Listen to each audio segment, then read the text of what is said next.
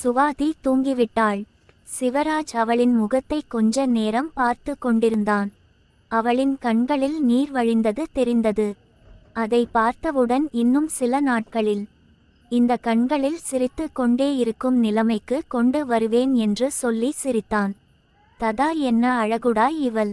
பிறகு அவளின் அருகே வந்து படுத்து கொண்டான். அவளை பிடித்து தூங்க நினைத்தான். அவளின் தூக்கம் இதனால் கலைந்து விடுமோ என நினைத்து அப்படியே தூங்கினான்.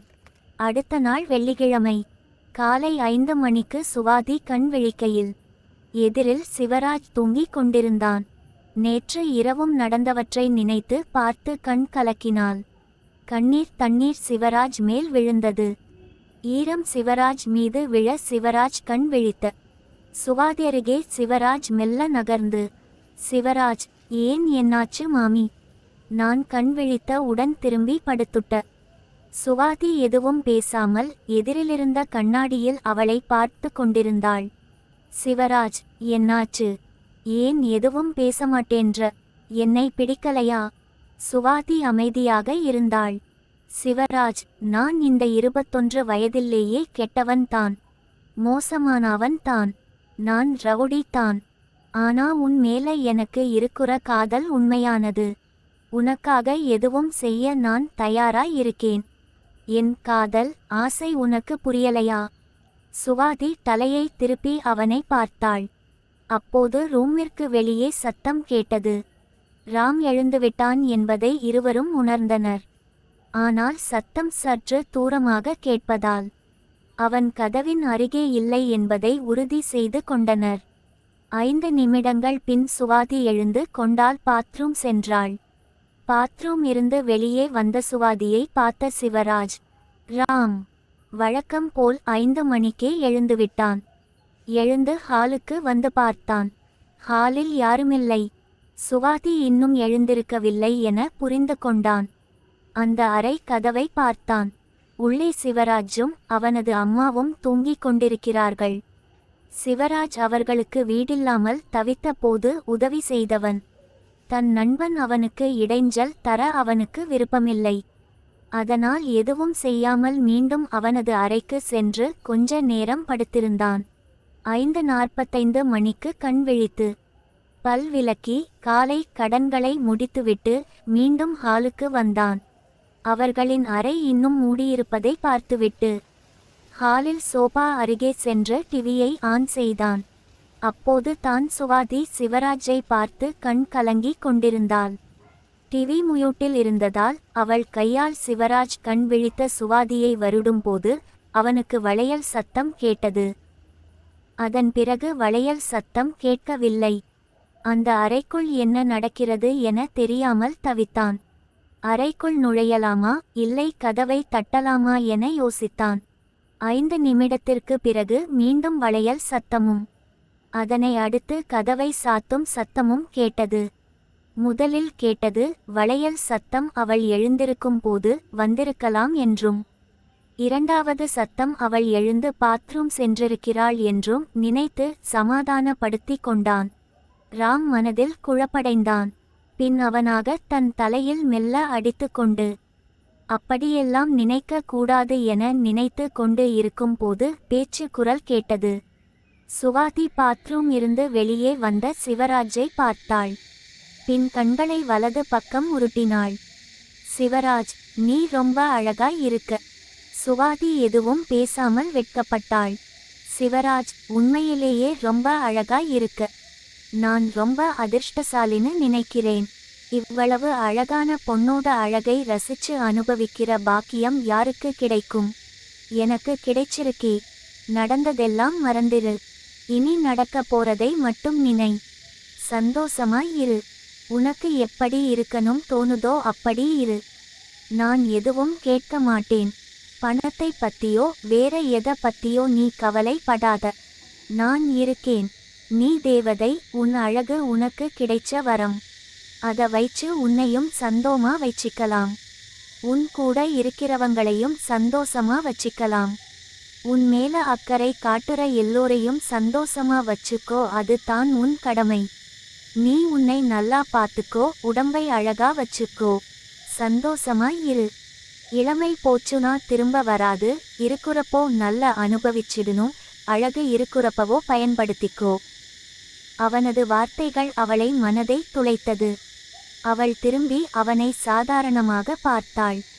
சில நொடிகளுக்கு பின் அடுத்து வாழ்க்கையில் என்ன செய்ய வேண்டுமென்று அவளுக்கு தெளிவாக தெரியவில்லை. குழம்பி போனாள். அவளை பார்த்து கொண்டே பேசினான். சிவராஜ், திரும்பவும் சொல்றேன், நீ எத பத்தியும் கவலைப்படாதே, சந்தோஷமாயிரு, உன்னை அழகா வைச்சுக்க. என்ன வேணும்னாலும் என்கிட்ட கேளு, எதுவும் வாங்கணும்னாலும் நினைச்சாலும். எவ்வளவு பணம் வேணும்னு மட்டும் என்கிட்ட சொல்லு. சுவாதி அவனை தள்ளி விட்டு வேகமாக கதவின் அருகே வந்த ராம் டைனிங் டேபிளில் உட்கார்ந்து டிவி பார்த்து கொண்டிருந்தான். சுவாதி கதவை திறந்து கொண்டு புடவையால் முகத்தில் இருந்த வேர்வை துளிகளை துடைத்த படி வெளியே வந்தாள். ராம் அவளை பார்த்து பேசினான். ராம், அம்மா குட் மார்னிங், காபி மா. சுவாதி, குட் மார்னிங் மாவும், பொறு போட்டு எடுத்துண்டு வாரேன். சுவாதி வேகமாக கிச்சன் சென்று காபி போட்டு கொண்டு வந்த சுவாதி, இந்த ராம் காஃபி. ராம் அம்மாவை பார்த்தான். ராம், தாங்க்ஸ் மா. சுவாதி, நல்லா தூங்கினியா? ராம், நல்லா தூங்கினேன். சுவாதி, சரி, காலையில் என்ன சாப்பிடுற? ராம், ஏதோ செய்யும் மா.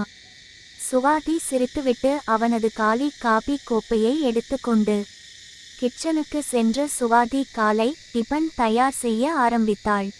ராம் டிவி கொண்டிருக்கும் போது சிவராஜ் வெளியே வந்தான். அவனின் பழைய ரூமிற்கு சென்று சிவராஜ் குளித்துவிட்டு ரூமிலிருந்து சுவாதியை அழைத்தான். சிவராஜ், சுவாதி என் சட்டையை எங்க வைச்சுருக்க? சுவாதி அவனது ரூமை பார்த்து சொன்னாள். சுவாதி, இருங்க வாரேன். எப்போதும் சிவராஜ் என விழிக்கும் சுவாதி அப்படி கூப்பிடாதது ராமிற்கு வியப்பளித்தது. இருந்தாலும் இது சின்ன விஷயம் என கண்டு கொள்ளவில்லை. ராமை பார்த்து லேசாக சிரித்துவிட்டு சிவராஜின் அறைக்கு சென்றாள். அவள் நேற்றை போலவே கதவை லேசாக சாத்திவிட்டு உள்ளே சென்றாள். ராம் மீண்டும் டிவி பார்த்து கொண்டு இருக்க அவள் உள்ளே சென்றதும் அவளின் வளையல் சத்தமும் கூடவே அவளின் அலறல் சத்தமும் பின் அவளின் சிரிப்பு சத்தமும் வெளியே கேட்டது. எல்லாம் அடுத்தடுத்து 4 முதல் 5 வரை நொடியில் நடந்தது. இறுதியாக அவளின் வளையல் சத்தம் கேட்டது. ராம் உள்ளே என்ன நடக்கிறது என புரியாமல் குழம்பி கதவையே பார்த்து கொண்டிருந்தான். ஓரிரு நிமிடங்களுக்கு பிறகு சுவாதி கண் கலங்கிய படியும் உதடுகள் சிரித்து கொண்டும் கதவை திறந்து வெளியே வந்தாள்.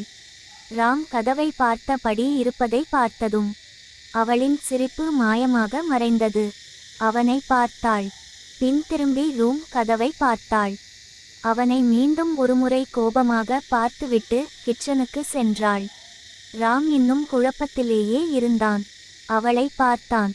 நேற்றை போலவே இன்றும் அவளின் மேல் ஈரம் அப்பியிருந்தது. ராம், அம்மா நீ உள்ளே போனதும் கத்துனது மாதிரி இருந்துச்சு. எதுவும் பிரச்சனையா? சுவாதி அவனை வெறுப்புடன் பார்த்தாள். சுவாதி, சிவராஜ் குளிச்சிட்டு சரியா துவட்டாம வெளியே வந்ததால கீழே தரை ஈரமாயிடுச்சு. நான் அவசரத்துல கவனிக்காம வேகமா அதில கால் வைச்சதால கீழே விழுந்துட்டேன். அதான் கத்திட்டேன்.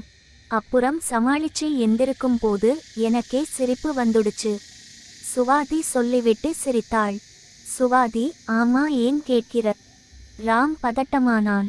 ஒரு வழியாக சமாளித்து பதிலளித்தான். ராம், ஒண்ணுமில்ல அம்மா, சும்மா தான்.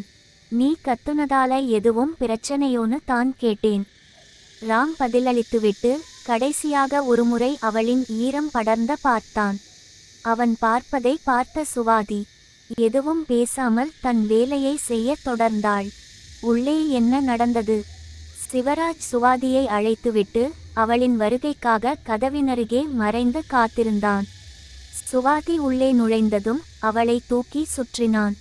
சுவாதி. அவனின் எதிர்பாரா தாக்குதலால் பயந்து போன சுவாதி கத்தினாள். சிவராஜ் விடாமல் இருக்க சற்று நேரம் கழித்து அவளின் மகன் ராம் வெளியில் இருப்பது அவளுக்கு நினைவுக்கு வந்தது.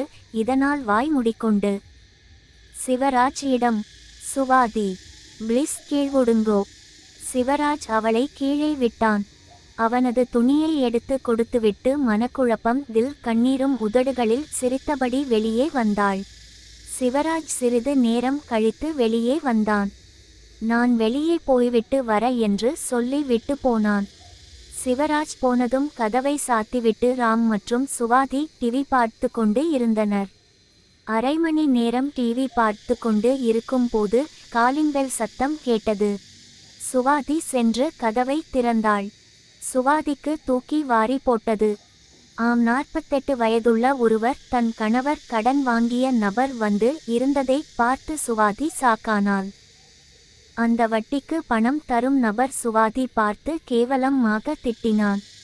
சுவாதி ப்ளீஸ் உள்ள வாங்க என்று கூப்பிட்ட சுவாதி என்ன செய்வது என்று தெரியாமல் முழித்த. தன் கணவருக்கு போன் அடித்த அவுட் பிக்கர் போட்டு சுவாதி கணவர் போன் எடுக்க.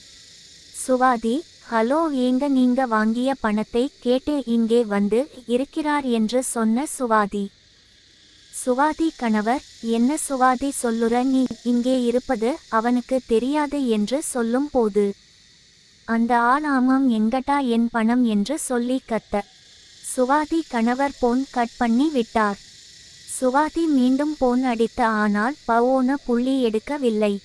கண் கலங்கிய படி போனை பார்த்தாள். பணம் கொடுத்தவன் கண்டபடி திட்டினான். சுவாதி மகன் ராம புள்ளி ப்ளீஸ் கொஞ்சம் கொஞ்சமாக கட்டிவிடுகிறோம் என்று சொன்ன அதற்கு கேவலமாக, வட்டிக்காரன் அப்பன் அம்மாவை விட்டு ஓடி போய்டா, என் பணம் தரவக்கு இல்லை. ஓ அம்மாவை அனுப்பி வை, கொடுத்த கடனை இப்படி தான் கழிக்க வேண்டும். சுவாதி கண்பிதுங்கி அழுதாள். அவள் சேலையை பிடித்து இழுக்கும் போது சிவராஜ் அவன் கையை பிடித்து இழுத்துவிட்டு வட்டிக்காரன் கன்னத்தில் ஓங்கி குத்த. வட்டிக்காரன்